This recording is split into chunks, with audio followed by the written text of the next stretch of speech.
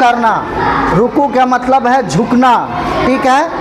और रुकू किस तरह करेंगे, इस तरह हम रुकू करेंगे कि हमारा ये पीठ और हमारा शरीर जो है बिल्कुल बराबर हो जाए।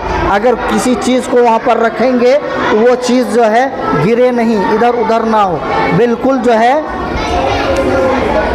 ये सूरत जो है बिल्कुल ये होनी चाहिए।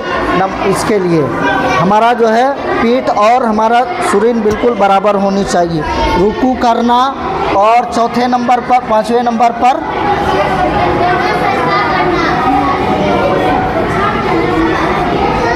दोनों सजदे करना।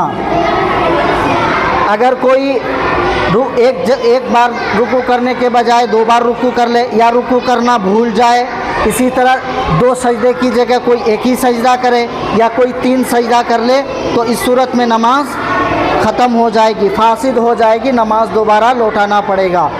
दोनों सजदे करना। नंबर 6 कायदा अखीरा में तशहुद की मिक़दार बैठना।